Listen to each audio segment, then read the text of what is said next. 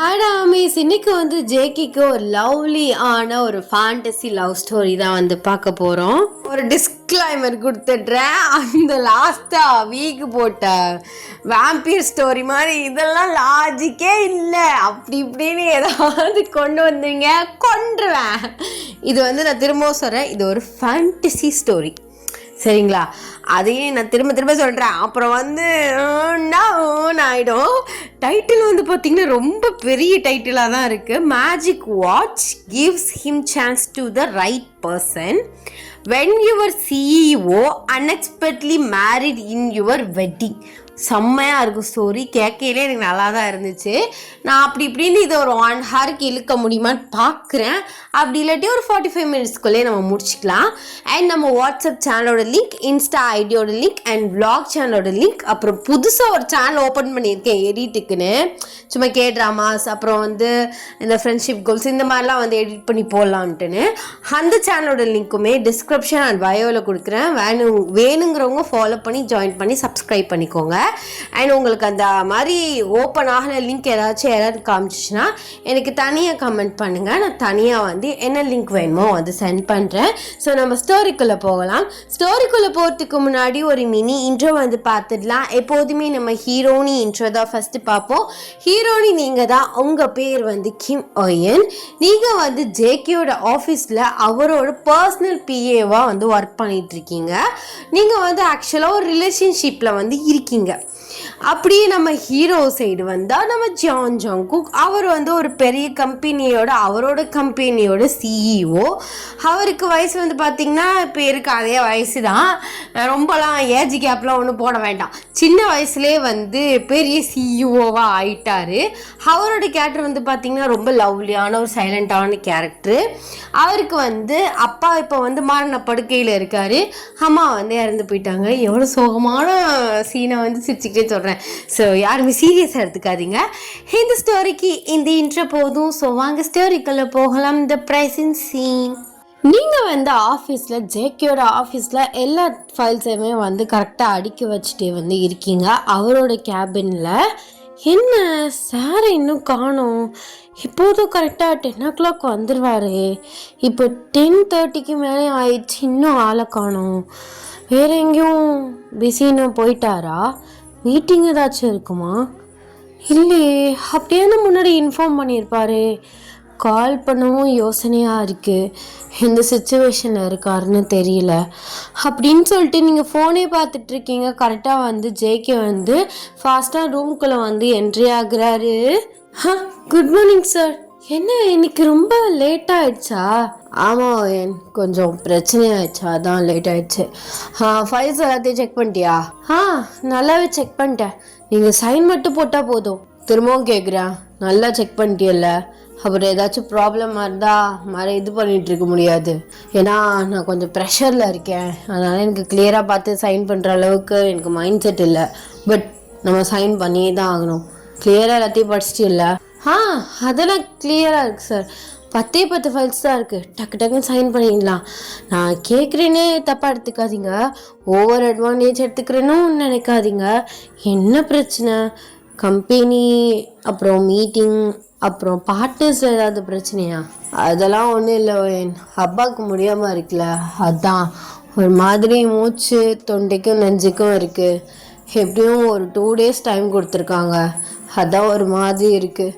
அம்மாவுக்கு அப்புறம் அப்பா தான் எல்லாமே. இப்போ அவரும் போயிட்டாருன்னா நான் அதே என்ன பண்ண போகிறேன்னு யோசிக்கும் போது அப்படியே டென்ஷன் ஆகுது அப்படின்னு வந்து அவரோட கதையை வந்து சொல்கிறாரு. அதெல்லாம் நீங்கள் வரி பண்ணிக்காதீங்க சார், அப்பாவுக்கு எதுவும் ஆகாது, சீக்கிரமாகவே சரியாக போயிடுவார். இல்லை, 2 days டைம் கொடுத்துட்டாங்க, இதுக்கு மேலே ஒன்றுமே பண்ண முடியாது. அவருக்கும் வயசாயிடுச்சுல, அப்புறம் உடம்புல ஊறுப்பட்ட பிரச்சனை, எப்படி தனியாக சர்வை பண்ண போகிறேன்னு தெரியல. ஏன்னா அப்பா அப்படின்னு ஒரு ஆள் இருக்கனால அதை இதை கேட்டுக்கிட்டாது இருந்தார். இப்போ அதுவும் போகுதுன்னு நினச்சா ஒரு மாதிரி இருக்கும். அதெல்லாம் நீங்கள் ஃபீல் பண்ணாதீங்க சார், அதான் நான் இருக்கேன்ல அப்படின்னு நீங்கள் வந்து சடனாக வந்து சொல்கிறீங்க. அவர் ஸ்பீச்லெஸ்ஸாக வந்து உங்களை பார்க்குறாரு. என்ன சொன்ன? இப்போ என்ன சொன்ன? அது ஒன்றும் இல்லை சார். நம்மக்கிட்ட ஒருத்தவங்க புலம்பும்போது அவங்களுக்கு என்ன பிரச்சனையோ அந்த பிரச்சனையை நம்மளால் சத்தியமாக ஃபுல்லாக கிளியர் பண்ண முடியாது. ஆனால் அவங்களுக்கு ஆறுதலாக இருந்தால் அதுவே ஒரு மாதிரி அவங்களுக்கு சப்போர்ட்டிவாக ஃபீல் ஆகும். அதனால சொன்னேன். நீங்கள் தனியாக இருக்கேன்னா ஏன் ஃபீல் பண்ணுறீங்க? அதான் உங்க கூட நான் இருக்கேன்ல, அப்புறம் என்ன? அதான் நீயும் கல்யாணம் பண்ணிட்டு போயிடுவே. மேரேஜ் அப்படி இப்படின்லாம் பேசிகிட்டு இருக்காங்க, என்கிட்ட ஒரு வார்த்தை கூட சொல்ல. I'm sorry sir. அது பேச்சு போயிட்டுருக்கு. அவங்க அப்பா அம்மாவுக்கு என்னை பிடிச்சிருக்கு, ஓகேன்னு சொல்லிட்டாங்க. அது இன்னும் கன்ஃபார்ம்ட் ஆகலை. இனிமே தான் யோசிக்கணும். என் சைட்லேருந்தும் யாரும் இல்லைல்ல, எனக்கும் கொஞ்சம் சப்போர்ட்டிவாக யாராச்சும் இருக்கணும். நான் சேவ் பண்ண மணியை வச்சு கல்யாண செலவு இதெல்லாம் நான் மேனேஜ் பண்ணிப்பேன். இருந்தாலும் கொஞ்சம் கையில் பிடிக்குது. பைத்தியமா நீனு? இத்தனை வருஷம் என் கூட வேலை பார்த்துட்டு இருக்க, இது முன்னாடியே சொல்ல மாட்டியா? நீ சேவிங்ஸ் அப்படியே வச்சுக்கோ, நான் உன் செலவை ஏற்றுக்கிறேன். உன் சைட்லேருந்து அவன் வீட்டுக்கு கல்யாணம், உன் சைடு நாளாக இருக்கேன். அப்புறம் எதுக்கு நீ அதையெல்லாம் யோசிச்சுட்டு இருக்க? பையன் வீட்டிலேருந்து பொண்ணுக்கு பேசணுன்னா அவங்க யோசிப்பாங்க, உனக்கு யாரும் இல்லை எப்படி பேசுறது அப்படின்னு. நீ அதெல்லாம் யோசிக்காத. எனக்கு என் பாஸ் இருக்காரு, அவர் தான் எனக்கு எங்கள் அப்பா அம்மா மாதிரி. நீங்கள் வந்து அவர்கிட்டே பேசிக்கோங்க அப்படின்னு சொல்லு. எனக்கு ஒரு ப்ராப்ளம் இல்லை. அவங்க எத்தனை பவுண்ட் கேட்டாலும் ஓகே, நான் அதை போட்டு உன்னை முடிச்சு கொடுக்குறேன். ஐயோ சார், உங்களுக்கு எதுக்கு வீண் சிரமம்? அதெல்லாம் ஒன்றும் வேணாம். நீங்கள் ஆல்ரெடி எனக்காக ரொம்ப பண்ணிட்டீங்க, அதெல்லாம் வேணாம் சார், நான் பார்த்துக்கிறேன். ஆனால் கொஞ்சம் யோசனையாக இருக்குது, அவசரப்படுறோமோ கல்யாணத்துக்குன்னு. ஏன்னா உங்களுக்கே தெரியும், கார்த்திகை லவ் பண்ணிகிட்ருக்கையில் ஒரு பொண்ணோட பிரச்சனை வந்துச்சுன்னு. அப்போலாம் அந்த பொண்ணு அவனை பற்றி என்னென்னமோ சொல்லிகிட்டு இருந்தா. இந்த 2 years ரிலேஷன்ஷிப்பை நம்பி கல்யாணத்தில் இறங்கிறாத ஒயன் அப்படின்னு யோசனையாக இருக்குது. ஏன்னா அவன் என்னை புரிஞ்சுக்கணும்ல. அப்பா அம்மா இல்லாமல் ஹாஸ்டலில் படித்து அநாத ஆசிரமத்தில் தான் வளர்ந்தேன். ஆனால் அவங்க என்கிட்ட நகை காசு அப்படின்னு எதிர்பார்க்குறாங்க. இவனும் அவங்க பேச்சை கேட்டுக்கிட்டு இந்த மாதிரி வந்து சொல்கிறான். அதனால எனக்கு கொஞ்சம் யோசனையாக இருக்குது. அப்பெல்லாம் ஒன்றும் இல்லை ஒயன், நல்ல பையனாக தான் இருப்பான், விசாரிச்சுக்கலாம். லவ் பண்ணியிருக்கல, உனக்கு தெரியும்ல. கண்டிப்பாக அவன் முன்னாடி ஒரு ரிலேஷன்ஷிப்பில் இருந்திருப்பான். அந்த பொண்ணு பிரச்சனையாக தான் இருக்கும். நீ அது இதெல்லாம் ரொம்ப போட்டு ஓவர் திங்க் பண்ணாத. ரொம்ப ஓவராக திங்க் பண்ணால் பல யோசனை வந்துட்டு போகும். ஓகே, புரியுதா? நான் இருக்கேன் உனக்கு நல்லபடியாக கல்யாணம் முடிச்சு கொடுக்கறது என் பொறுப்பு அப்படின்னு சொல்லிட்டு ஜேகே வந்து உங்களுக்கு ஒரு அம்மா அப்பா ஒரு நம்பிக்கையாக வந்து சொல்லுவாங்கள்ல, அந்த மாதிரி ஜேகே வந்து உங்களுக்கு நம்பிக்கையாக ஒரு ஆறுதல் சொல்கிறாரு. சரி சார். ஆமாம், நீங்கள் ஏன் இன்னும் மேரேஜ் பண்ணிக்காமல் இருக்கீங்க? ரிலேஷன்ஷிப்பில் எதுவும் இருக்கீங்களா என்ன? அப்படிலாம் இல்லை ஓயன், என்னை பார்த்தா ரிலேஷன்ஷிப்பில் இருக்க மாதிரியா தெரியுது. எவளும் சிக்கவும் மாட்றா, அதுலேயும் பெருசாக இன்ட்ரெஸ்ட் இல்லை. என் அத்தை பொண்ணுங்க 2 பேர் வேற என் தாலியை போட்டு ஆத்துட்டுறாளுங்க. என்ன பண்ண போகிறேன்னு தெரியல. ஏன் பேசாம எந்த பொண்ணு பிடிக்குதோ அந்த பொண்ணை கல்யாணம் பண்ணிக்க வேண்டியதானே? கல்யாணம் பண்ணிக்கலாம் தான், ஆனால் அவங்களாம் சொத்துக்கு ஆசைப்பட்டு என்னை கல்யாணம் பண்ணி வைக்கிறதுக்கு அவங்க அம்மா தெரியுது. அப்புறம் சொத்தை மொத்தமாக எழுதி வாங்கிட்டு என்னை தெருவில் விட்டுருவாளுங்க. அதெல்லாம் யோசிச்சுதான் முடிவெடுக்கணும். உடனே போயிட்டுலாம் விழக்கூடாது. என்னை பொறுத்த வரைக்கும் எனக்கு யாரிங்கா பார்த்துக்கிற ஒரு பொண்ணு. நான் எப்படி இருந்தாலும் இப்போ இவ்வளோ பெரிய பிஸ்னஸ் மேனாக இருக்கேன், நாளைக்கு எல்லாமே போயிடலாம். அப்படி போனால் கூட அவள் அக்செப்ட் பண்ணிவிட்டு என் கூட அட்ஜஸ்ட் பண்ணியிருக்க ஒரு பொண்ணாக வேணும். ஆனால் அவளுங்க அப்படின்லாம் இல்லை. அதான் யோசிக்கிறேன், அவசரப்பட்டு சொந்தம் போயிடக்கூடாதுன்னு போய் விழுந்துடாதுன்னு. அப்படி இப்படின்னு பார்த்தாலும் வீக்லி 2 days தான் அவங்க வீட்டில் இருக்காங்க. மற்றபடி இங்கே வந்தால் படுத்து கிடக்காளுங்க. நம்மளும் வெளியில் போங்கன்னு மூஞ்சில் அடித்த மாதிரியும் சொல்ல முடியாது. பார்க்கலாம் அயன், பார்க்கலாம். நமக்கு என்ன, இன்னுமேவா பிறக்க போகிறா? ஏற்கனவே பிறந்திருப்பா, எங்கே இருக்கான்னு தான் தெரியல. பார்க்கலாம். கண்டிப்பாக கல்யாணம் பண்ணுவேன், பட் இப்போதைக்கு இந்த ஐடியாவும் இல்லை அப்படின்னு சொல்லிட்டு ஜேகே சொல்கிறாரு. நீங்களுமே ஒன்ட்டுன்னு வந்து நோட் பண்ணுறீங்க. ஆமாம் ஏன், நான் உன்னை கேட்டால் தப்பாக எடுத்துக்க மாட்டியே? அதெல்லாம் எடுத்துக்க மாட்டேன் சார், என்னன்னு கேளுங்க. அப்படி இல்லை, இந்நேரம் நீ ரிலேஷன்ஷிப்பில் எல்லாமே இருந்து என்னை மேரேஜ் பண்ணிக்கிறியா ஓயன் அப்படின்னு நான் உன்னை பார்த்து கேட்டா உன்னோட ஆன்சர் என்னவா இருக்கும்? ஜஸ்ட்டு ஒரு ஃபன்னுக்காக தான் கேட்குறேன், சீரியஸாக எடுத்துக்காத அப்படின்னு வந்து கேட்குறாரு. நீங்கள் ரொம்ப நேரம் சைலண்ட்டாக நிற்கிறீங்க. கண்டிப்பாக அக்செப்ட் பண்ணிப்பேன் சார். ஏன்னா உங்களை மாதிரி ஒரு அண்டர்ஸ்டாண்டிங்கான ஒரு பார்ட்னர், எல்லாரையுமே கேரிங்காக பார்த்துக்கிறீங்க. அப்படி எல்லாரையுமே கேரிங்காக பார்த்துருக்க நீங்கள் அப்போது உங்கள் ஒய்ஃப் எப்படி பார்த்துப்பீங்க? அதனாலவே நீங்கள் ஒரு நல்ல பையன், ஒரு நல்ல கேரிங்கான ஒரு லவ்லியான ஒரு பர்சனுங்கிறது எனக்கு தெரியும். எல்லாருக்குமே சப்போர்ட்டிவாக இருக்கீங்கன்னா கண்டிப்பாக உங்களுக்கு வர ஃப்யூச்சர் ஒய்ஃபுக்கும் சப்போர்ட்டிவாக தான் இருப்பீங்க. மேபி நான் சிங்கிளாக இருந்து உங்களுக்கு என் மேலே வந்து ஃபீலிங்ஸ் இருந்து நீங்கள் ப்ரப்போஸ் பண்ணியிருந்தா நான் அக்செப்ட் பண்ணியிருந்திருப்பேன் அப்படின்னு நீங்களுமே டீஸ் பண்ணுற மாதிரி சொல்கிறீங்க. ஐயோ மிஸ் பண்ணிட்டேனே. ஆளை பார்த்தா நான் ஒரே ஒரு கேள்வி மட்டும் கேட்டுக்கிறேன். ஏயா இப்படி முந்திட்டியே அப்படின்னு ஒரு கேள்வி கேட்கணும். அப்புறம் கேட்டக்கப்புறம் அவர் உன் மேலே சந்தேகப்பட்டுட்டு உடனே ஏதாவது ஒரு பிரச்சனை பண்ணிட்டாருன்னா அந்த கில்ட்டினஸ் வேற உறுத்திட்டுருக்கோம். மிஸ் பண்ணிட்டோம், என்னுடைய ஜஸ்ட் மிஸ் பண்ணிட்டேன். ஐயோ சார், சீரியஸாக எதையுமே எடுத்துக்காதீங்க. நான்லாம் அவ்வளோ பெரிய ஒர்த்தெலாம் கிடையாது உங்களுக்கு நல்ல ஒய்ஃபா, உங்களுக்கு ஈக்குவலாக நல்ல ஒரு பொண்டாட்டியே கிடைப்பா. அதுக்கு நான் ப்ரேயர் பண்ணிக்கிறேன் அப்படின்னு சொல்லிட்டு அவரை பார்த்து வந்து சிரிக்கிறீங்க. அவருமே வந்து சிரிச்சுட்டு ஓகே நம்ம பேசிகிட்டே இருந்தால் மொத்த நாள் ஃபுல்லாக பேசிகிட்டே இருப்போம், போய் ஒர்க்க பாரு, நான் அப்புறம் கூப்பிட்றேன் அப்படின்னு சொல்கிறாரு. நீங்களுமே வந்து அந்த ஃபைல்ஸ் எல்லாத்தையுமே சைன் பண்ணி வாங்கிட்டு உங்களோட பிளேஸ்க்கு வந்து போகிறீங்க. உங்களுக்கு ஒரு மாதிரி டிஸ்டர்பன்ஸாக ஜேகே கேட்ட கேள்வியே வந்து ரிப்பீட் ஆகிட்டே இருக்குது. அவரே திடீர்னு இப்படி கேட்டார், திடீர்னு யாராலையும் அப்படின்லாம் கேட்க முடியாது.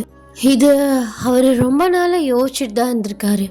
அதான் சடனாக கேட்டார். அப்போது அவருக்கு என் மேலே ஃபீலிங்ஸ் இருக்கா? எதுக்கும் என் தேவையில்லாத பற்றிலாம் யோசிச்சுட்ருக்க. அவர் தான் சொன்னார்ல சும்மா ஜஸ்ட்டு ஃபன்னுக்காக கேட்குறேன்னு. அது இதிலெல்லாம் கான்சன்ட்ரேஷனை கொண்டு போயிட்டுருக்காத அப்படின்னு நீங்கள் வந்து யோசிச்சுட்ருக்கையிலேயே வந்து உங்கள் லவ்வர் கார்த்திக் வந்து உங்களுக்கு கால் பண்ணுறாரு. அவர்கிட்ட வந்து அப்படியே வந்து பேசிவிட்டு அடுத்தடுத்த ஒர்க்கை வந்து பார்க்குறீங்க. ஜேகே வந்து அவரோட கேபினுக்கு வந்து கூப்பிடுறாரு. நீங்கள் வந்து உள்ளே போகிறீங்க. என் கோச்சுக்காத, அந்த செல்ஃப் இருக்குது பார்த்தியா, அதில் ஃபஸ்ட்டில் ஒரு சம் ஃபைல்ஸ்லாம் வந்து இருக்குது. ஒரு ஃபைல் மிஸ் ஆயிடுச்சு, மேபி அதில் இருக்க சான்ஸ் இருக்குது. கொஞ்சம் ஸ்டூல் போட்டு தேடி எடுத்து தரியா? ஓகே சார், இதில் என்ன இருக்குது, இதுக்கு எதுக்கெல்லாம் கோச்சிக்கிறேன் அப்படி இப்படிலாம் பேசிகிட்டு இருக்கீங்க, இருங்க எடுத்தாரேன் அப்படின்னு சொல்லிட்டு ஒரு ஸ்டூலை போட்டுட்டு தேடிட்டுருக்கீங்க. அவர் கீழே இருந்து பார்த்துட்டா அது இல்லை இது இல்லைன்னு சொல்லிட்டு இருக்காரு. நீங்கள் தேடிட்டு இருக்கீங்க. சடனாக வந்து காலை வந்து ஒரு மாதிரியான டைரக்ஷனில் வைக்கிறீங்க. அந்த வந்து ஸ்டூல் வந்து லைட்டாக வந்து ஆடுது. ஸோ ஆடவும் வந்து உங்களுக்கு ஒரு மாதிரி படப்படம் அடிக்கும்ல, பேனிக் ஆகும்ல, அந்த மாதிரி வந்து லைட்டாக பேனிக் ஆகுது. நீங்கள் அப்படியே வந்து சாயிறீங்க ஸ்டூலோட. அவர் அப்படியே வந்து உங்களை டக்குன்னு வந்து பிடிச்சிடுறாரு. ஸோ அப்படியே உங்களை பிரைடல் ஸ்டைலில் வந்து பிடிச்சிருக்காரு. பார்த்துடி பைத்தியக்காரி, ஒழுங்கா காலை வைக்க மாட்டியா? எவ்வளோ ஸ்டூல்ஸ் இருக்கு, அதை போடாமல் இவ்வளோ சின்ன ஸ்டூல் ஏறி நிற்கிறா. எனக்கு அப்போவே ஒரு மாதிரி இருந்துச்சு, கீழே வந்து தெறிக்க தான் போகிறான்னு. நல்ல வேலை நான் நின்று கண்ணு பிடிச்சிட்டேன் அப்படின்னு சொல்லிட்டு உங்களை கண்ணை பார்த்துட்டே வந்து திட்டிகிட்டு இருக்காரு. நீங்கள் அவர் ஐஸே வந்து பார்த்துட்ருக்கீங்க. அப்படியே வந்து அவங்க ரெண்டு பேருக்கும் ஒரு குட்டியாக வந்து ஒரு ஐ கான்டாக்ட் போகுது.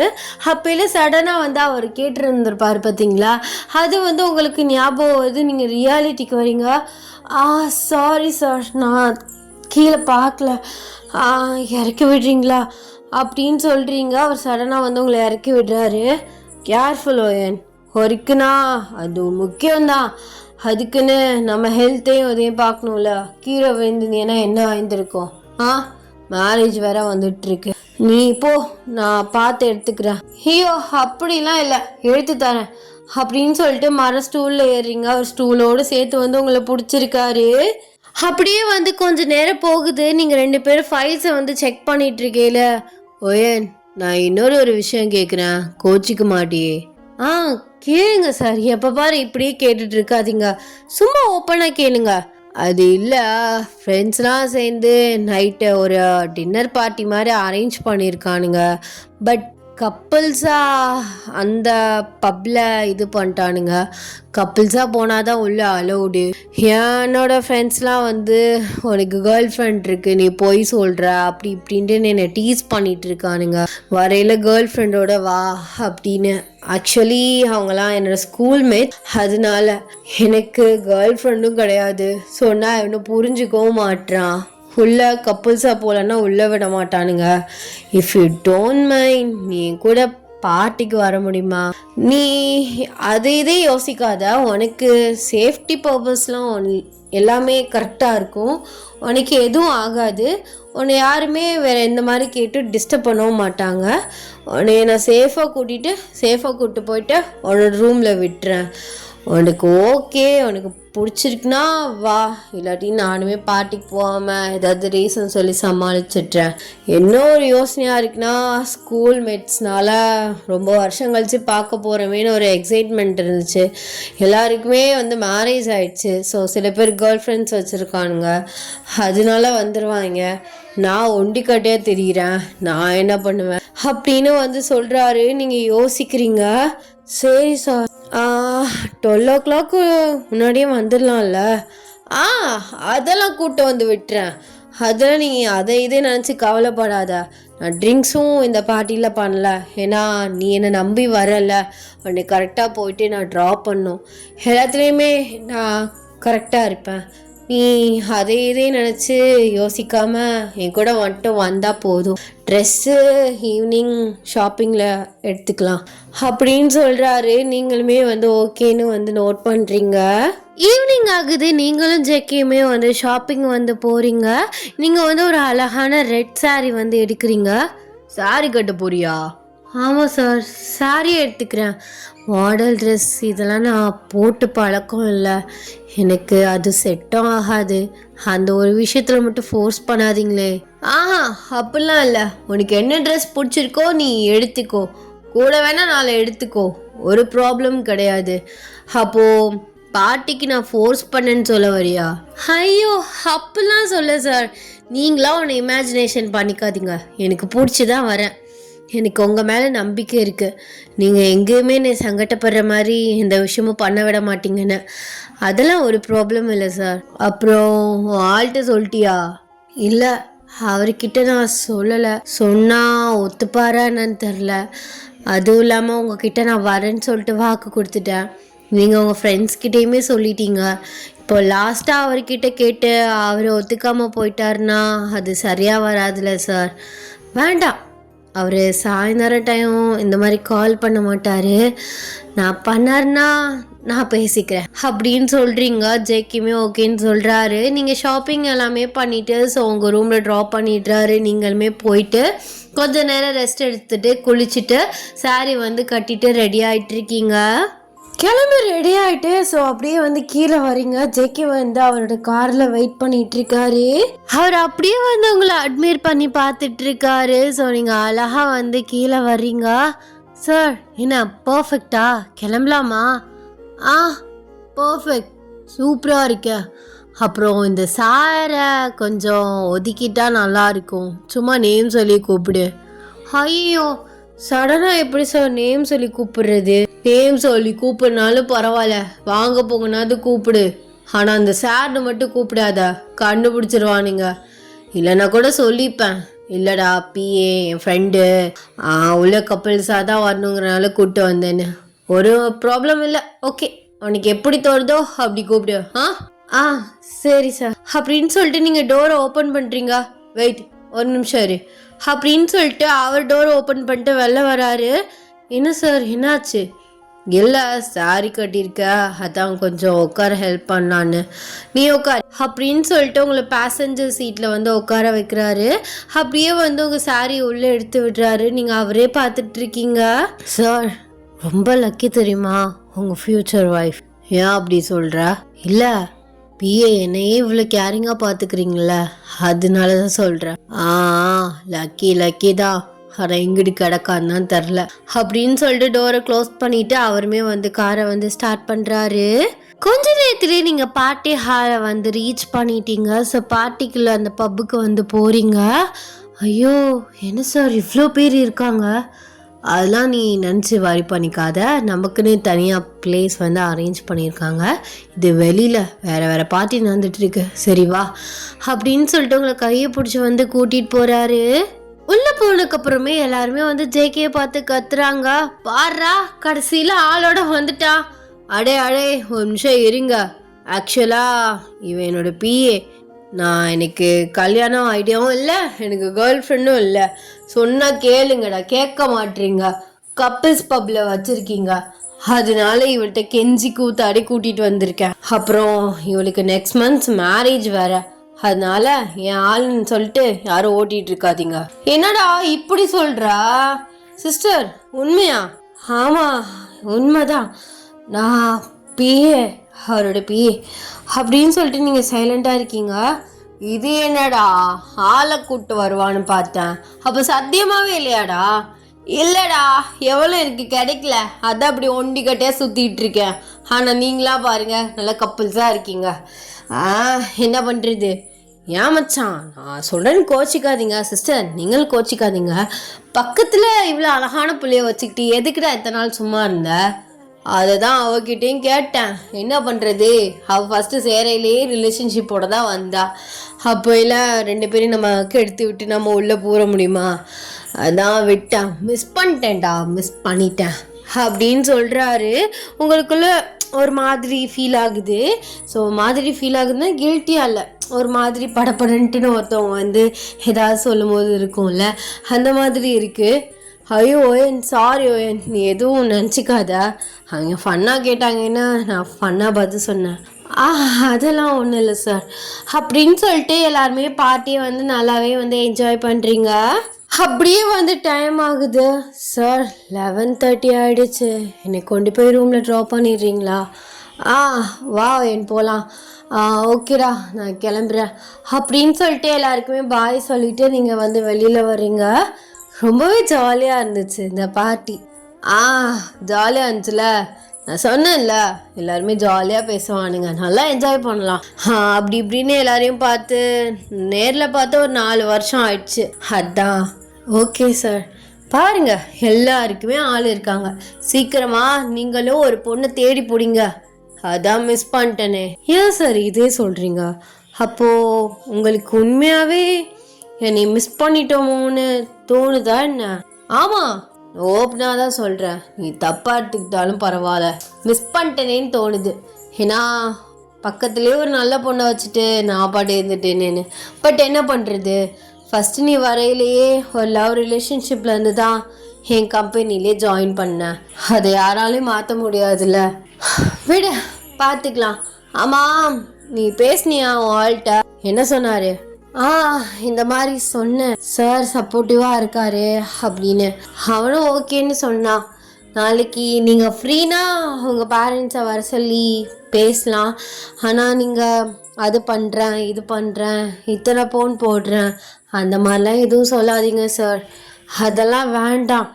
அவங்க ஏன் அதெல்லாம் என்கிட்ட எதிர்பார்க்குறாங்கன்னு தான் எனக்கு யோசனையாக இருக்குது. அவங்க எதிர்பார்த்தாலும் இவனும் எதிர்பார்க்குறான். எனக்கு என்னமோ கல்யாணத்தில் ஏதோ பிரச்சனை நடக்கும்னே தோணிட்டு இருக்கு சார். அதெல்லாம் ஒன்றும் ஆகாது, ஏன் இந்த மாதிரி திங்க் பண்ணாத. ஓவர் திங்கிங் மைண்டை வச்சுட்டாலே இதான் ஒரு பிரச்சனை. எதுவும் நடக்காது, எல்லாமே நல்லா நடக்கும் அப்படின்னு நீ நினச்சி பாரு, எதுவுமே உனக்கு தோணாது. மேபி அவங்க வீட்டில் அதை எதிர்பார்க்குறனால அவனும் அதை அவங்ககிட்ட சொல்கிறனால உனக்கு அப்படி தோணலாம். பண்ணிக்கலாம், என் பார்த்து பண்ணிக்கலாம், அதெல்லாம் ஒரு பிரச்சனையும் இல்லை. நம்ம வீட்டு பொண்ணு நீ, நான் உனக்காக இதை கூட பண்ண மாட்டேனா? அப்புறம் மேரேஜுக்கு அப்புறம் ஒர்க்குக்கெலாம் வருவியா அப்படி? அது நான் இன்னும் திங்க் பண்ணல சார். கார்த்திக் என்ன மைண்டில் இருக்காருன்னு தெரியல, அவங்க வீட்டில் என்ன சொல்கிறாங்கன்னு தெரியல. அவங்க எல்லாருக்கும் ஓகேனா கண்டிப்பாக நான் வருவேன், அப்படி இல்லைன்னா நீங்கள் வேறு பிஏவை தான் பார்த்துக்கணும். ஐயோ இது ஒரு பிரச்சனையா? உன்னை ரொம்ப மிஸ் பண்ணுவேனே. ஏன் சார் அப்படி சொல்கிறீங்க? ஆமாம், நான் ஜாலியாக பேசுவேன், உங்ககிட்டையுமே என்னோடய பர்சனல் விஷயத்த நான் எல்லாமே நம்பிக்கையாக ஷேர் பண்ணியிருக்கேன். ஒரு மாதிரி மிஸ் பண்ணுவேன், இட்ஸ் ஓகே பார்த்துக்கலாம் அப்படின்னு சொல்லிட்டு உங்களை வந்து ட்ராப் பண்ணுறாரு. ஸோ நீங்களுமே வந்து ரூம்க்கு வந்து போகிறீங்க. இன்றைக்கி நடந்த எல்லா விஷயத்தையும் நினச்சிட்டு அப்படியே வந்து தூங்குறீங்க. த நெக்ஸ்ட் டே வந்து ஆகுது. ஜேகே வந்து அவரோட வீட்டுக்கு உங்கள் லவரோட ஃபேமிலியை வந்து வர சொல்லியிருப்பார். நீங்கள் எல்லாருமே அங்கே தான் வந்து உட்காந்துருக்கீங்க. உங்களுக்கு ஒரு மாதிரியே இருக்குது என்ன கேட்க போகிறாங்க அப்படின்னு சொல்லிட்டு. எதுவும் சங்கட்டமாக எதுவும் நடந்துடக்கூடாதுன்னு கடவுள்கிட்ட வேண்டிகிட்டே வந்து உட்காந்துருக்கீங்க. பார்த்தா வந்து உங்கள் லவரோட அம்மா வந்து அடுக்கடுக்காக அடிக்கிட்டே போகிறாங்க. ஒரு 100 பவுனுக்கு நகை போடுங்க, இந்த காசு வந்து செட்டில் பண்ணிடுங்க, பையனுக்கு ஒரு கார் வாங்கி கொடுத்துருங்க, அப்படி இப்படின்னு சொல்லிட்டு. அப்போல்லாம் நீங்கள் சொல்கிறீங்க, ஆண்டி நான் சொல்கிறேன்னு தப்பாக எடுத்துக்காதீங்க, இவ்வளோ கேட்குறதுலாம் கொஞ்சம் அநியாயமாக இல்லையா? ஓயேன் நான் பேசிகிட்டு இருக்கேன்ல, பெரியவங்க பேசையில் இடையில வராதா? நீங்கள் கேட்டது எல்லாமே பண்ணிடலாம், அதெல்லாம் ஒரு பிரச்சனையும் இல்லை, நீங்கள் மேரேஜுக்கான வேலையை பாருங்க அப்படின்னு சொல்லிட்டு ஜேகே எந்திரிச்சு போயிடுறாரு. அவங்களுமே வந்து கிளம்பிடுறாங்க. நீங்கள் ஜேகே ரூம்குள்ளே போயிட்டு, லூசா சார் நீங்கள் தான் அவங்க என்ன சொன்னாலும் ஒத்துக்கிறீங்க, அவங்க இதே ஒரு அட்வான்டேஜாக எடுத்துக்கிட்டு ஒவ்வொன்றா கேட்டுட்ருப்பாங்க, எனக்கு அப்படிப்பட்ட லைஃபே வேண்டாம், நீ ஆசைப்பட்டிடல ஓயன், அதை நம்ம பண்ணி தான் ஆகணும்னா உங்ககிட்ட போயிட்டு இவ்வளோ கேட்குறது தப்பு தானே, இது சரியாக வராதுன்னு தான் எனக்கு தோணுது, அதெல்லாம் வேண்டாம் சார், லூஸ் தனமாக எதுவும் பேசிகிட்டு இருக்காத, போய் ஏதாவது வேலை இருந்தால் பாரு அப்படின்னு வந்து சொல்கிறாரு. நீங்களுமே வந்து கிளம்பி போயிட்டுறீங்க. உங்களுக்கு வந்து இது சுத்தமாக வந்து பிடிக்கவே இல்லை. ஜேகே வந்து அவர் அப்பா கிட்ட போயிட்டு, பா எனக்கு கல்யாணம் கைக்கூடி வந்திருக்கு, ஆனால் அவளுக்கு இது சுத்தமாக பிடிக்கல அப்படின்னு நடந்தது எல்லாத்தையும் சொல்கிறாரு. வாழ்க்கை நல்லா இருக்குமா அப்படின்னு வந்து கேட்குறாரு. அது உனக்கு வாழ்க்கை நல்லா இருக்கணுமான்னு தெரியணுமா, இந்த கபோர்டில் ஒரு பாக்ஸ் இருக்கு, எடு. என்னப்பா இதுவும் வச்சுருக்கீங்களா, எடுன்னு சொல்கிறேன்ல அப்படின்னு சொல்கிறாரு. ஸோ ஒரு பாக்ஸை வந்து எடுக்கிறாரு. பார்த்தா அந்த பாக்ஸ்குள்ளே ஒரு வாட்ச் இருக்குது. என்னப்பா வாட்ச் இருக்குது, அந்த வாட்சில் நம்ம ஃப்யூச்சரை பார்க்கலாம், அதில் மொத்தம் 4 வாய்ப்புகள் இருக்குது, 4ஐயும் பயன்படுத்தி உன் வாழ்க்கையும் எப்படி இருக்க போகுது, அவ வாழ்க்கையும் எப்படி இருக்க போகுதுன்னு சும்மா நினச்சி பாரு, அப்பே தெரியும் அதில். ஆனால் பார்ட்னரை கரெக்டாக நினச்சி பார்த்துக்கோ, அப்போ தெரியும். என்னப்பா சொல்கிறீங்க, புரியல. என்ன சொல்கிறேன்னா, இப்போது அவளுக்கு வரப்போகிற பார்ட்னரை நினச்சி பாரு, அந்த வாழ்க்கை நல்லா இருந்துச்சுன்னா நீ கட்டி கொடு, அது நல்லா இல்லைன்னா அந்த இடத்துல உன்னையே நினச்சிப்பாரு, உங்களுக்கு மேபி கல்யாணம்னா உங்கள் 2 பேர் லைஃப் எப்படி இருக்குன்னு அதில் பார்க்கலாம். உனக்கு அந்த பொண்ணு மேலே இன்ட்ரெஸ்ட் இல்லைண்ணா, அப்படிலாம் இல்லைப்பா, எனக்கு அவன் மேலே இருக்குல்ல, உனக்கு தான் 2 அத்தை பொண்ணு இருக்காங்களே, 2 அத்தை பொண்ணு நினச்சிப்பாரு வாழ்க்கை எப்படி இருக்குன்னு. என்னப்பா இப்படி சொல்கிறீங்க, ஒரு சான்ஸை நீங்கள் கடைசி வரையும் என் கூட இருப்பீங்களான்னு நான் நினச்சி பார்த்துக்கிறேன். அதெல்லாம் இருப்பேன்டா, டாக்டர் ஏதாவது சொல்லுவான் 2 மாதத்துல இறந்து போயிடுவார், 2 நாளாக இறந்து போயிடுவார்னு, நான் அப்படிலாம் போக மாட்டேன், நான் ஒன்றும் ஒரு 5 வருஷத்துக்கு கிடப்பேன், நீ அதெல்லாம் கவலைப்படாத, உன்னோட புள்ள குட்டியெல்லாம் பார்த்துட்டு தான் இந்த உசுர் போவோம், இருந்தால் சரிதான் அப்படின்னு சொல்லிட்டு இந்த வாட்சே வந்து பார்க்குறாரு. ஆமாம் இதெல்லாம் உண்மையாப்பா, இந்த வாட்ச் உங்களுக்கு எப்படி கிடச்சிச்சு? எங்கள் அப்பா இந்த வாட்சை கொடுத்தான், அவர் முன்னாடி மேஜிக் இதெல்லாம் பண்ணுவாராம்.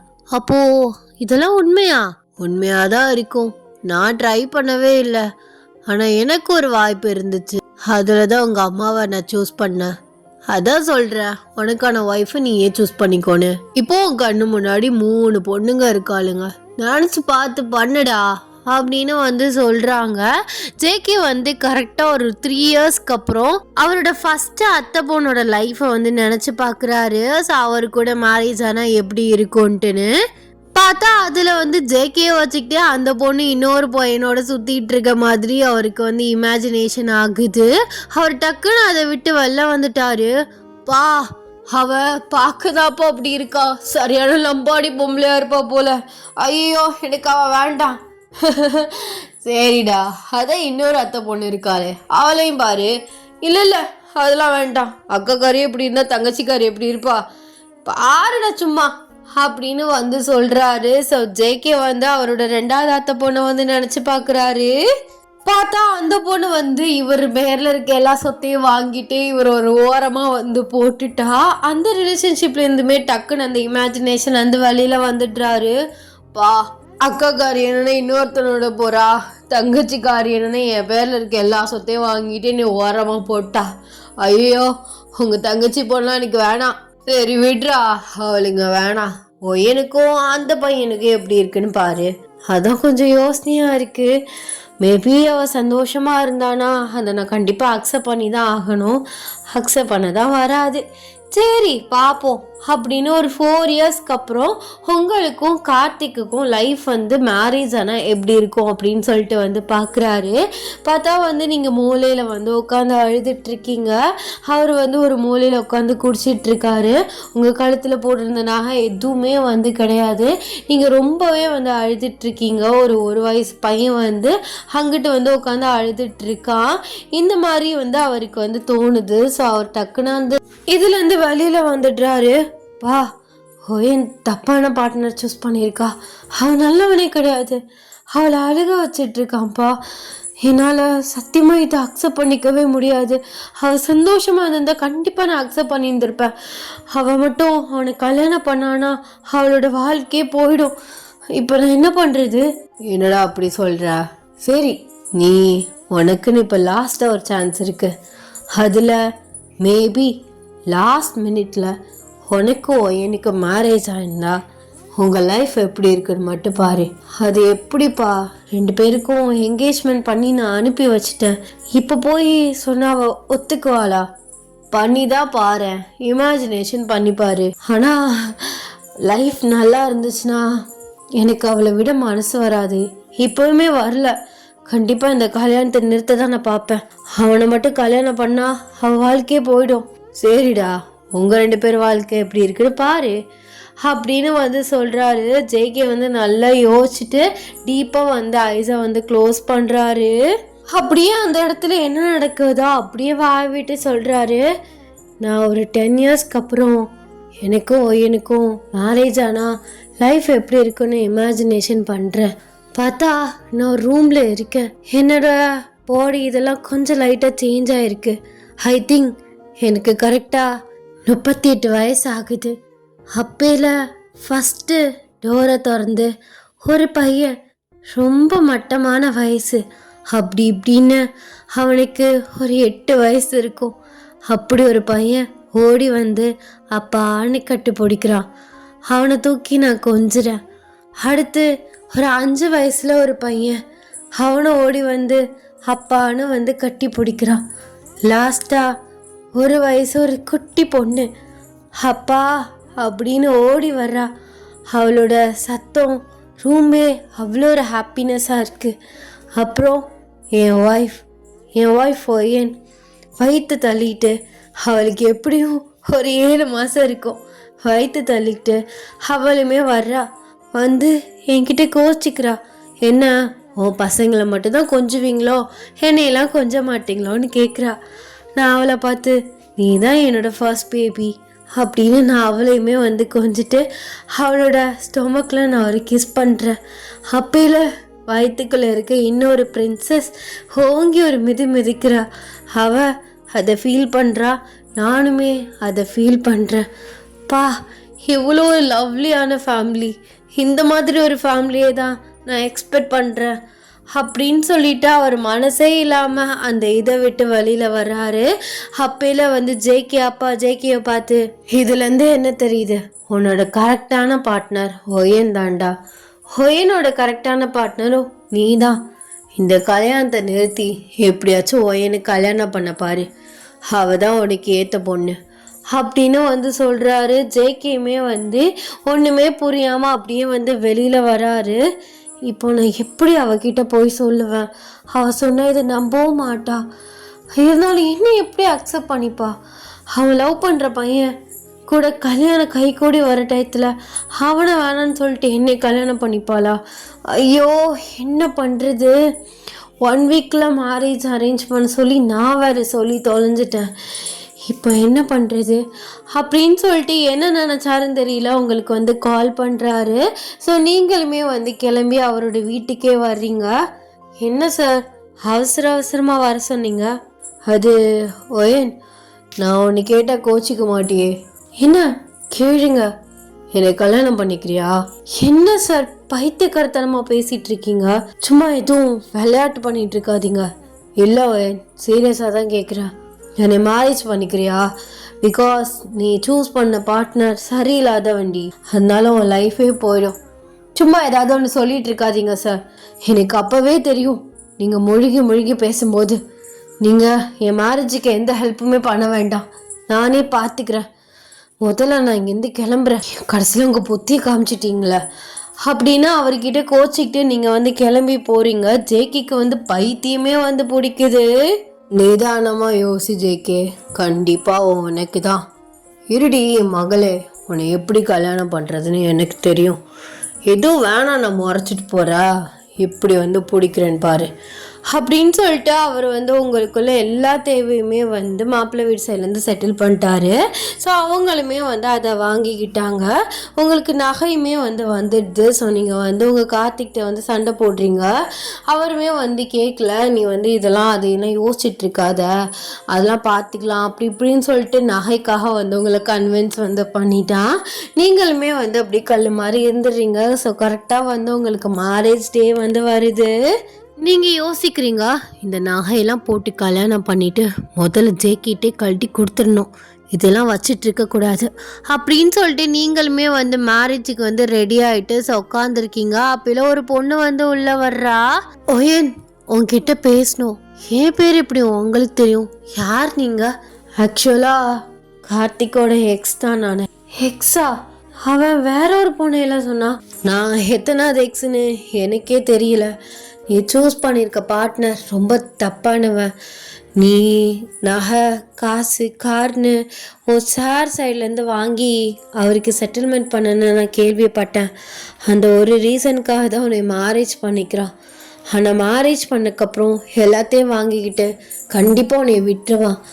நான் இப்போது லாஸ்ட் மினிட்ல சொல்கிறது தப்பு தான். இந்த டயத்தில் எதுவுமே பண்ண முடியாது தான். ஆனால் நீ தப்பான பார்ட்னரை சூஸ் பண்ணுற. ஆனால் இப்போ கூட நீ நினச்சா அந்த மேரேஜை நிறுத்திட்டு நீ ஒரு நல்ல பார்ட்னராக தேடி கல்யாணம் பண்ணிக்கலாம். ஆனால் அந்த லாஸ்ட் மினிட்ல சொல்ல முடியாதுன்னு யோசிச்சேன்னா உன் மொத்த லைஃப்பும் போயிடும். நான் சொல்கிறேன்னு தப்பாக எடுத்துக்காத, என்னோடய எக்ஸ்பீரியன்ஸ்லேருந்து சொல்கிறேன் அப்படின்னு சொல்லிட்டு அந்த பொண்ணு விறுவிறுன்னு வெளியில் போயிட்டா. உங்களுக்கு என்ன பண்ணுறதுனே வந்து தெரியல. ஸோ கரெக்டாக வந்து உங்களை கூட்டிகிட்டு போயிட்டு ஸ்டேஜ்லேயுமே வந்து உட்கார வச்சிடுறாங்க. சாருமே அதை தான் சொன்னார். இந்த பொண்ணும் அப்படி தான் சொல்கிறா, ஆனால் இவன் ஒரு வார்த்தை கூட அதை பற்றி பேசாமல் சிரிச்சிட்ருக்கான். நான் தப்பான பார்ட்னரை தான் சூஸ் பண்ணிட்டேனா? எனக்கு ஆரம்பத்துலேருந்து எல்லாமே தட்டிகிட்டே இருந்துச்சு. நான் அப்போவே யோசிக்காமல் விட்டுட்டேன். இப்போ நான் எப்படி இந்த கல்யாணத்தை நிறுத்துவேன் அப்படின்னு யோசிச்சுட்டே வந்து பார்க்குறீங்க. பார்த்தா ஜேகே வந்து ஃபஸ்ட்டு ரோலே வந்து ஃபஸ்ட்டாக உட்காந்துருக்காரு. அவர் சடனாக இந்த ஸ்டேஜுக்கு வராரு. உங்களுக்கு ஹார்ட் பீட் ரொம்ப ரைஸ் ஆகுது. எனக்கு தாலி நான் தான் எடுத்து கொடுப்பேன் அப்படின்னு சொல்கிறாரு. கார்த்திக்குமே ஓகே, ஒரு பிரச்சனையும் இல்லை சார், எல்லாமே நீங்கள் தானே பார்த்து பண்ணியிருக்கீங்க, தாராளமாக எடுத்து கொடுங்க, நல்லா வேண்டிட்டு எடுத்து கொடுங்க அப்படின்னு சொல்கிறாரு. ஜேகே மனசுக்குள்ளே வந்து ஒன்று நினச்சிக்கிறாரு. நீங்கள் வந்து கார்த்திகையும் ஜேகேயுமே மாற்றி வந்து பார்த்துட்ருக்கீங்க. கடைசி மினிட்ல கூட உண்மையே சொல்லிட மாட்டானா அவன்? அப்போ ஏமாத்துறானா? என்னை ஏமாத்த இவனுக்கு எப்படி மனசு வந்துச்சு அப்படின்னு சொல்லிட்டு நீங்கள் அப்படியே சைலண்ட்டாக இருக்கீங்க. கரெக்டாக வந்து தாலியை வந்து ஜேகே வந்து கையில் வாங்குறாரு. அப்போலாம் உங்கள் கார்த்திக் வந்து கையை நீட்டுறாரு. சடனாக வந்து அந்த ட்ரம்ஸ்லாம் வந்து அடிப்பாங்கள்ல, அடிக்கும் போது டக்குன்னு வந்து ஜேகே உங்கள் கழுத்தில் வந்து தாலியை வந்து கட்டிடுறாரு. ஃப்ராக்ஷன் ஆஃப் செகண்டில் என்ன நடக்குதுன்னே தெரியல. எல்லாருமே அப்படியே வந்து கன்ஃபியூஸ்ட் அண்ட் ஷாக்கிங்கில் அப்படியே நிற்கிறாங்க. ஒரு கட்டத்தில் வந்து ஒரு சுச்சுவேஷன் டக்குன்னு ஒன்று நடக்குதுன்னா எல்லாருமே அப்படி ஃப்ரீஸ் ஆகி நிற்போம்ல, அந்த மாதிரி யாருக்குமே இதில் என்ன நடக்குதுன்னே வந்து தெரியல. நீங்களுமே வந்து என்ன நடக்குதுன்னு தெரியாமல் அப்படியே ஜேகே வந்து பார்க்குறீங்க. அவர் கரெக்டாக 3 knots வந்து போட்டுட்டாரு. அப்போல்லாம் கார்த்திக் வந்து டக்குன்னு எழுந்திரிச்சு ஜேகேயோட காலரே பிடிக்கிறாரு. அடங்குடா, பெரியவ மாதிரி இது பண்ணாத, உன் எக்ஸை நான் எப்போவே பார்த்துட்டேன், இங்கே வா அப்படின்னு சொல்லிட்டு கார்த்திக்கோட எக்ஸை கூப்பிட்டுட்டு எல்லா உண்மையும் வந்து சொல்கிறாங்க. கார்த்திக்கு வந்து என்ன பண்ணுறதுனே வந்து தெரியல. போலீஸுமே வந்து வந்துடுறாங்க. அவர் வந்து நிறையா பொண்ணுங்களை வந்து இந்த மாதிரி ஏமாற்றிட்டாரு அப்படின்னு சொல்லிட்டு பல கேஸ் இருக்குது அப்படின்னு கார்த்திகையுமே வந்து பிடிச்சிட்டு போயிட்டாங்க. நீங்கள் அப்படியே கல் மாதிரி வந்து உட்காந்துருக்கீங்க. உங்கள் பக்கத்தில் ஜேகே உட்காராரு. என்ன டார்லிங், சொன்னா சொன்ன மாதிரி முடிச்சிட்டேன் பத்தியா, நீ ஏன் பொண்ணுட்டி. என்ன பண்ணீங்க இப்போ? என்ன நடந்துச்சு? நம்ம 2 பேருக்கு கல்யாணம் நடந்துச்சு. ஆனா என்னால அது நீ ஷாக்கிங்ல இருக்க. இப்போ அப்படிதான் இருக்கும். நீ ட்ரூவா தான் லவ் பண்ணிருப்ப. ஒரு மாதிரி கஷ்டமா தான் இருக்கும். பரவாயில்ல, புருஷன் நான் ஹீல் பண்ணிக்கிறேன். இல்லை சேக்கி, அது அவன் ஏமாத்திட்டான்னு எனக்கு முன்னாடியே தெரியும். நானுமே லாஸ்ட் மினிட்ல சொல்லிடுவான் அப்படின்னு தான் நான் எதிர்பார்த்தேன். சரி, நம்மள தலையில மண்ணை வாரி போட்டுக்கிட்டோம், இதுக்கு மேலே எதுவும் பண்ண முடியாது தான் சைலண்டாக இருந்தேன். ஆனால் நீங்கள் எதுக்கு எனக்கு தாலி கட்டினீங்க? அதுவா, எப்படி விட சொல்கிறா, எனக்கு நீனா ரொம்ப பிடிக்கும். லாஸ்ட் மினிட்ல உன் மேலே அன்கண்டிஷனலாக ஒரு லவ் வந்துடுச்சு. எனக்கு உன்னை மிஸ் பண்ண மனசே இல்லை. அவன் நல்ல பையனாகவே இருந்திருந்தாலும் கடைசியில் நான் தான் தாலி கட்டியிருப்பேன். அப்புறம் நான் வருஷ கணக்கில் ஃபீல் பண்ண முடியாதுல்ல, அதே நினச்சி வருத்தப்பட்டுட்டு இருக்க முடியுமா? மிஸ் பண்ணிட்டேன்னு. ஒன்று எனக்குன்னா முடிவு பண்ணிட்டேன்னா அது எனக்கு மட்டும்தான், யாருக்கும் நான் விட்டு கொடுக்க மாட்டேன். அப்புறம் அவன் கெட்டவன்னு தெரிஞ்சிச்சு. இவ்வளோ நல்ல பொண்ணு, குத்து விளக்கு மாதிரி இருக்க, உன்னை அப்படியே பொத்தி பார்த்துக்கணும். அப்படி இருக்க உன்னைய நான் எப்படி இன்னொருத்தன் கொடுப்பேன்? அதுவும் கெட்டவங்க இல்லை. அதான் நானே தாலி கட்டிட்டேன். உனக்கு ஓகே தானே? சம்மதத்தை கேட்காம கட்டிட்டேன். ஓகேனாலும் இல்லைனாலும் அக்செப்ட் பண்ணி நீ குடும்பம் நடத்தி தான் பார்க்கணும். காலில் வேணா விழுந்துக்கிறேன், ஏற்றுக்கோடி. ஐயோ, என்ன சார் பண்ணுறீங்க? காலில் ஒன்று பிடிக்க வேண்டாம். சரி, எப்படியோ கல்யாணம் பண்ணிட்டீங்க, குங்குமத்தையாவது ஒழுங்கா வைங்க அப்படின்னு சொல்கிறீங்க. ஸோ அவருமே உங்களுக்கு குங்குமத்தெல்லாம் வச்சுட்டு அப்படியே உங்கள் ஃபோர்ஹெட்டில் கிஸ் பண்ணுறாரு. சரி, அதான் கல்யாணம் ஆகி பொண்டாட்டி ஆகிட்டியே, இந்த சாரு மோரெல்லாம் தூக்கி வீசிட்டு செல்லம்மா, மாமா, பேபி அந்த மாதிரி ஏதாவது கூப்பிடு. ஓ, சாரிக்கா அது வேற கூப்பிடணுமோ? ஆமாம், கூப்பிட மாட்டியா? கூப்பிடுறேன். ஐயோ, அவசரப்பட்டனோ? என்ன அவசரப்பட்டீங்க? இல்லை, ஒரு கல்யாணக்காரியை கல்யாணம் பண்ணிட்டனோன்னு யோசிக்கிறேன். ஓ, இந்த யோசனை வேற வருதோ? நீ பண்ண வேலைக்கு உன்னை 2 நாள் ரூமில் போட்டு சி அந்த மாதிரி ஒன்று நான் சொல்ல வரல. ஏறி தருக்குன்னு மிதிக்கணும். மிதிப்பீங்கல்ல, மிதிக்க விட்டுட்டு பார்த்துட்டு இருப்பாங்க பாரு அப்படின்னு சொல்கிறாரு. நீங்கள் அவரோட ஹிப்லேயே கிள்றீங்க. அப்படியே மேரேஜ்மே முடியுது. ஸோ அந்த கார் வாங்கி கொடுத்துருப்பாரு பார்த்தீங்களா, அந்த காரில் போயிட்டு சல்லுன்னு ஜேகே வீட்லேயே இறங்குறீங்க. ஜேகேவோட அப்பா கிட்ட பிளெஸ்ஸிங்ஸ் வாங்கிக்கிறீங்க. இப்படியே உங்கள் டேஸ் நல்லா ஹாப்பியாக போகுது. ஆஃப்டர் 10 years ஜேகே அதே மாதிரி ரூமில் இருக்காரு. ஸோ கரெக்டாக ஒரு 8 வயசு பையன் அப்பா அப்படின்னு ஓடி ஜேகே ஹக் பண்ணுறான். தூக்கி அவனை கொஞ்சிட்டு அப்படியே சைடில் விடுறாரு. அடுத்து ஒரு 5 வயசு பையன் அப்பா அப்படின்னு ஓடி ஜேகே ஹக் பண்ணுறான். அவனை கொஞ்சிட்டு அப்படியே அந்த சைடு நிற்க வைக்கிறாரு. அப்புறம் ஒரு வயசு ஒரு சின்ன பிரின்சஸ் ஓடி ஹக் பண்ணுறா. ஸோ அவளையுமே தூக்கி ஃபேஸ்ஃபுல்லாக கிஸ் பண்ணிவிட்டு அப்படியே விட்டுட்டு உங்க என்ட்ரிக்காக வெயிட் பண்ணிட்டு இருக்காரு. ஐயோ, நான் பார்த்த மாதிரியே நடக்குது அப்படின்னு சொல்லிட்டு எட்டி பார்க்குறாரு. நீங்கள் வயிற்று தள்ளிக்கிட்டு அப்படியே பொறுமையாக வர்றீங்க. என்ன, உங்கள் பசங்களை மட்டும்தான் கொஞ்சுவீங்களா? அப்போ நான் சின்ன பொண்ணு இல்லை, உங்கள் பேபி கிடையாது. ஐயோ, நீ தாம்மா என் ஃபர்ஸ்ட் பேபி அப்படின்னு சொல்லிட்டு உங்களையுமே கொஞ்சிட்டு அவங்க ஸ்டொமக்கில் கிஸ் பண்ணுறாரு. ஸோ அப்போல வயிற்றுல இருக்க பிரின்சஸ் ஓங்கி மிதிக்கிறா. அதை நீங்கள் ஃபீல் பண்ணுறீங்க. ஸோ அப்படியே ஜேக்கியுமே கை வச்சா அவருமே ஃபீல் பண்ணுறாரு. இங்கே பாரு, இதோடு நிறுத்திக்கலாம். நீ ரொம்ப ஓவராக லிஸ்ட்டு பெருசாக போட்டுட்ருக்க. அதெல்லாம் இல்லை, எனக்கு 5 பிள்ளை பெற்று தர்ற. ஐயோ, 3 பிள்ளைக்கே எனக்கு உசுரே போயிடுச்சு. இப்போ 4வது ஒன்று வயிற்றுல இருக்கு. என்னால் இன்னொரு பேபிலாம் பெற்று கொடுக்க முடியாது. போ ப்ளீஸ் டி. அப்புறம் சொல்லாமா, சொல்லல தெரியாமல் கல்யாணம் பண்ணிட்டேன்னா உனையே ஒரே பிள்ளையா கேட்டுட்ருக்க அப்படின்னு சொல்கிறீங்க. அவர் இதெல்லாம் தெரிஞ்சுதான் அவனுக்கு கல்யாணமே பண்ண அப்படின்னு சொல்லிட்டு ஹக் பண்ணுறாரு. நீங்கள் அவரை கன்ஃபியூஸ்டாக பார்க்குறீங்க. இதெல்லாம் தெரிஞ்சுதான் கல்யாணம் பண்ணியா? அப்போ இதெல்லாம் நடக்கணும் உனக்கு முன்னாடியே தெரியும்னு சொல்கிறியா? ஆமாம், ஆனால் அதை சொன்னால் நம்ப மாட்டேன். என்ன சொல்கிற? அதெல்லாம் ஒன்றும் இல்லடி, சும்மா சொன்னடி. கனவு கண்ட மாதிரி நடக்குதுன்னு சொல்கிறேன். அப்படியா? அப்படின்னு வந்து கேட்குறீங்க. ஸோ அவர் அப்படியே உங்கள் லிப்ஸில் வந்து கிஸ் பண்ணுறாரு. உங்கள் 3 பசங்களும் அப்படியே வந்து கண்ணை வந்து மூடிக்கிறாங்க. நீங்கள் அவரை பார்த்து அடிச்சுட்டு, பசங்க இருக்காங்க அப்போ கூட வா, என்ன வந்துட்டு போட்டோம், அவங்கெல்லாம் சொல்லணும் லவ்னு ஒன்று பண்ணா எங்கள் அப்பன் எங்கள் அம்மாவை லவ் பண்ணாரு பாரு, அந்த மாதிரி லவ் பண்ணோம்டா அப்படின்னு அவங்க ஃப்யூச்சரில் சொல்லணும். அந்த அளவுக்கு நம்ம லவ் பண்ணி காட்டணும்டி. அதான் நல்லா தெரியுது, வரிசையாக வயிற்றுல ஒவ்வொன்றா கொடுத்துட்ருக்கீங்களே, 2 வருஷத்துக்கு ஒரு தடவை 3 வருஷத்துக்கு ஒரு தடவைன்னு அதிலே தெரியுது சாரோட லவ் அப்படின்னு சொல்கிறீங்க. அவர் அப்படியே வந்து உங்களை ஹக் பண்ணிவிட்டு அப்படியே வந்து மொச்சு வந்து கிஸ் பண்ணுறாரு. சுபம், ஹாப்பி ஹாப்பி எண்டிங். நினச்ச மாதிரி 45 மினிட்ஸில் முடிச்சிட்டேனே. ஐ ஹோப் உங்களுக்கு இந்த ஒன் ஷாட் பிடிச்சிருக்கும்னு நான் நினைக்கிறேன். இந்த ஒன் ஷாட் எப்படி இருக்குது அப்படின்னு சொல்லிட்டு கமெண்ட்ஸில் சொல்லிட்டு போங்க. ஐ ஹோப் உங்களுக்கு இது பிடிச்சிருக்கும். கண்டிப்பாக என்னோடய கொலுசு சவுண்டு தான் வந்து கொஞ்சம் டிஸ்டர்பன்ஸாக இருந்திருக்கும், அட்ஜஸ்ட் பண்ணிக்கோங்க. எனக்கு எனக்கு எப்படி சொல்கிறது, ஒரு இடத்துல உட்காரவே முடியாது, ஒரு மாதிரி எரிச்சலாக வரும். அதனாலேயே தான் நான் நடந்துக்கிட்டே ரெக்கார்ட் பண்ணுவேன். எவ்வளோ கால் வழியாக தான் நடந்துக்கிட்டே தான் ரெக்கார்ட் பண்ணுவேன். அப்போ தான் வந்து எனக்கு என்னமோ அது ஃபுல்ஃபில் ஆன மாதிரி இருக்கும். அதனால அந்த கோல்ஸ் வந்து கொஞ்சம் டிஸ்டர்பன்ஸாக வந்து இருக்குது, அட்ஜஸ்ட் பண்ணிக்கோங்க. இந்த ஸ்டோரி எப்படி இருந்துச்சு அப்படின்னு சொல்லிட்டு மறக்காமல் கமெண்ட்ஸை சொல்லிட்டு போங்க. அண்ட் எல்லாருமே வந்து சேஃபாக இருங்கடா. And ta-ta, bye bye, love you.